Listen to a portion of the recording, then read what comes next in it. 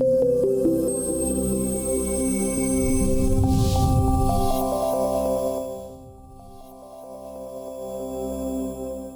going to bring up Tom onto the screen, and I'm going to let you take it from here, Tom. Good luck.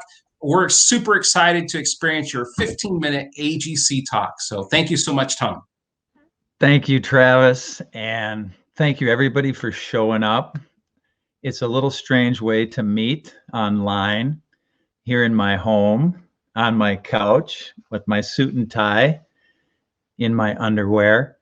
No, I'm not in my underwear. I have my pajamas on. I'm going to be talking with you today about facing our emotional pain and moving towards it, going down into it, and allowing ourselves to be cooked into something nourishing for others, especially with the current situation with COVID-19. I was thinking about doing some stand-up comedy as Father Vito Sarducci, my alter ego, Guido Sarducci's brother. But Travis wouldn't let me talk about politics, sex, or religion, and those are Father Vito's favorite topics. So if moving towards pain, whether it's fear or anger or sadness, if going down into that sounds like a bad idea to you, then you are within the range of a normal human being. If going down into your pain sounds like a good idea, you should maybe be checked, because we don't want to do it. We don't want to go down and in. It's not typically what we see on TV or on billboards. Are you in pain? Take this pill. Are you suffering? Try this drink. Do you need some stress relief? Here, watch this video of kittens falling off the roof being caught by dogs who then take them to lions who nurse them. All these bizarre Facebook videos. Are you feeling insecure? Here, buy this car driven by Matthew McConaughey, who looks a little possessed, confident, but you look confident, drive this car, maybe a little possessed. 700 years ago, the master poet Jalaluddin Rumi wrote a poem about a chickpea, little tiny garbanzo bean who was being boiled. And a piece of the poem goes like this. A chickpea leaps up almost over the rim of the pot where it's being boiled. Why are you doing this to me? The cook knocks him down with a ladle. Don't you try to jump out. You think I'm torturing you. I'm mixing you with spices and rice so that you might become the lovely vitality of a human being. Remember when you drank rain in the garden? That was for this. Eventually, the chickpea will say to the cook, boil me some more. Eat me with the skimming spoon. I can't do this by myself. Boil me some more. Hit me with the skimming spoon. I can't do this by myself. This is a hard time. COVID-19 has knocked us down, kind of like that ladle knocking that little chickpea back into the boiling pot. And we feel like we're being cooked right now. There's a lot of fear. There's a lot of anxiety. There's a lot of death. 100,000 deaths in the U.S. was a headline today in my paper here in Minneapolis. It's real. I finally it got very close to me in that a friend of mine passed away a week ago. About 13% of Americans know somebody who's already died. This is a painful, scary time. And when I am in fear or pain, whether it's an external threat or whether it's my own internal emotional turmoil, I want to jump out. I want to escape and have distraction, whether it's work, whether it's sugar, chocolate, that's my favorite, whether it's alcohol, sex, whatever's close by that's a distraction, right, is where I tend to want to go. I want out, all right? I want up and out of whatever I'm in. The cook wants us to go down, to be knocked down, to be boiled, and to be mixed with spices and rice. So the cook whacks this little chickpea down with the ladle, and we know that the deeper wisdom is usually, as Richard Rohr, Franciscan priest and author, has taught us, the real deeper wisdom is down and in. And few of us can go there on our own. So in the midst of this current moment, the authorities tell us, stay home, stay down, stay in, stay there, don't move. And we want up and out, kind of like little kids, right? Little kids, I can't wait to grow up. Can't wait to go out, help me up, lift me up, take me out, let me out. And that's kind of what we feel like now, isn't it? We've been in our homes, like, let me out, get me out of my home. This is too much. And who doesn't want out when there's pain? This is natural. We don't want to move towards the pain. And this little extraordinary chickpea, garbanzo bean, he's like us. He's being boiled and he has something to say about it. You can almost envision his plump little body jumping over the edge of the rim of the pot, saying, why are you doing this? Why? Why? We've all had those moments, I think. Have we not? I had one 25 years ago. I was a Catholic priest living and working in South Bend, Indiana, near the University of Notre Dame, where I was fortunate to study. I loved the work. I loved the people. They loved me. It was very rewarding. Everything was great, except it became very clear that the lifestyle was not going to work for me. And to my great surprise, I realized that I was going to have to leave a life that in some ways I was just beginning. And I would be saying goodbye to my priesthood, to my closest friends, to my religious community, to the work I had, to a woman that I had fallen in love with. And when I realized I would have to make such a huge leap of leaving all that, I was physically ill. I couldn't sleep for at least 2 weeks. I've never been so distraught in my whole life. Maybe the way some people feel right now. One night at 3 a.m., I went into St. Casimir's Church, and I had it out with all the stained glass saints and statues I could find. It was a loud and an agonizing moment for me. Why? Why? I shouted until my voice was sore. The saints were silent. The God I thought I knew was nowhere to be found. It was not an easy time. Some days I was just living moment by moment. I jogged in a neighborhood where there was a lot of poverty, and young men sometimes would play bass music from their cars, and I would actually pray. More than once I prayed, wow, I hope, I'd like to just be shot. I'd like to just be taken out of this situation. It was that painful. There were some shootings in that town, and I thought, I'm ready to go. I actually didn't really want to die. I just wanted to get out. The pain was too much. Have you been there in a moment where the pain felt like it was too much? I decided to stay with the process I was in, to go through with the leaving, to go down into it, not jump out of it.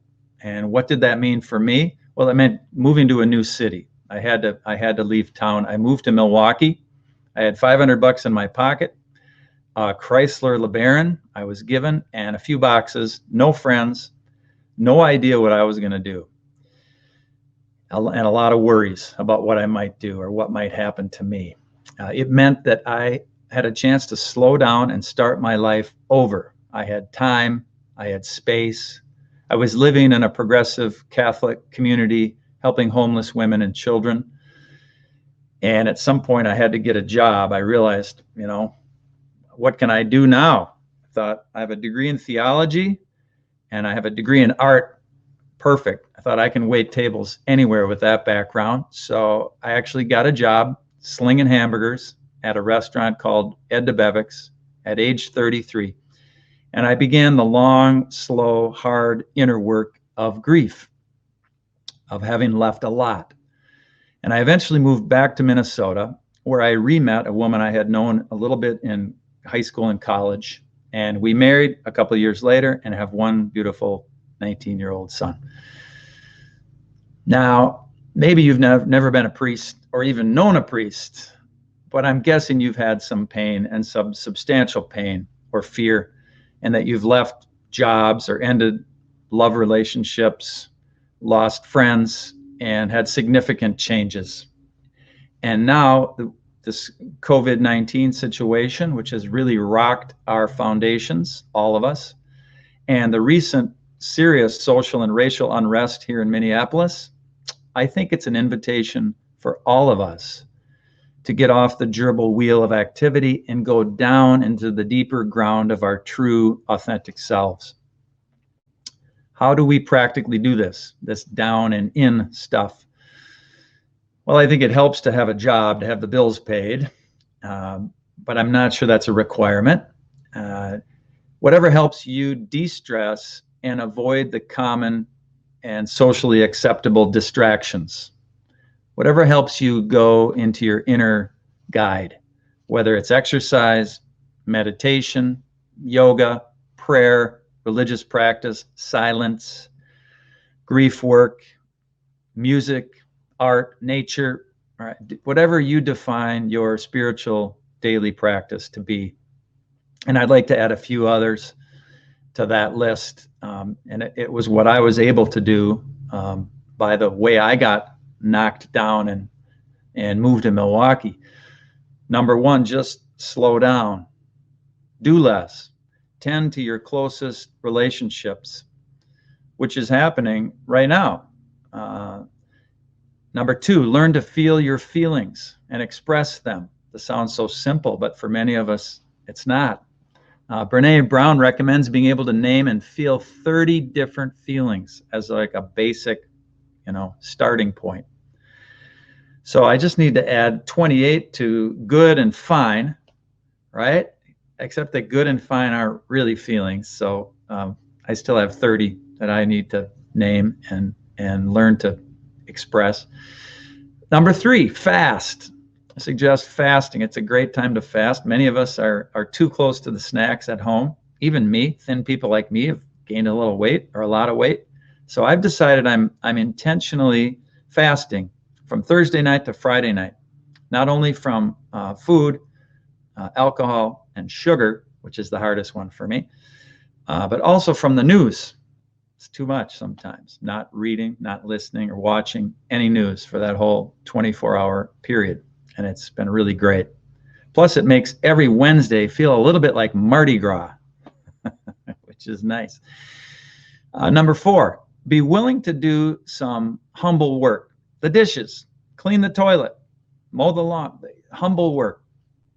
Whatever you can find that's humble to do it. Number five, be of service. If you can volunteer somewhere, do it. And the sixth one, the final one, find people who are nourishing others, who are feeding others, who've been cooked by their own life struggles and pain, and who ended up not being bitter or angry or depressed. Somehow they found a way out of it. Have you met anyone like that who kept getting knocked back into the pot of pain and eventually became the lovely vitality of a human being, no longer spreading their germs of unhappiness or bitterness, but they are actually like a living feast, feeding others with their very way of being? I know a few people like that. One is my mom. I think my mom is becoming a saint, truly, a real saint. The real saints are not maybe what you might think. She's honest, tough, straightforward. She will tell you what she thinks. She feeds others in many ways, and she's incredibly direct, and she's compassionate. She nourishes by her presence, by her being her authentic self. She's mixed with the rices and the spices, and she's, in a word, lovely. Eventually, the poet says, the chickpea will say to the cook, boil me some more. Hit me with the skimming spoon. I can't do this by myself. Boil me some more. For me, leaving the priesthood and all that I knew in South Bend, it cooked me pretty good. It broke me open in ways that changed me forever. And part of me wishes I could have stayed a priest. It was a good life, and I loved the work. And I'm happy that I was knocked back into the process of leaving and grieving. It cost me a good part of my ego, but it gave me a strong life partner of 21 years in my wife and an amazing son and deeper compassion for others who are going through painful processes. In closing, I want to say this topic reminds me of a client of Carl Jung's who years ago had a dream. And in the dream, she imagined or dreamed that she was in molten lava up to her waist. And she saw Dr. Jung, her therapist, and she reached out. She said, Dr. Jung, help me out, help me out. And he gently put his hand on her shoulder and pushed her down into the molten lava and said, not out, but through. Unbelievable. Not out, but through. It turns out that the way out is down and in and through. And when we take that journey, we become nourishing for other people. We become a meal that provides life and energy to other people. And it impacts business. We become nourishing on every level: social, business, relational, communal, family. On every level, we become that nourishment.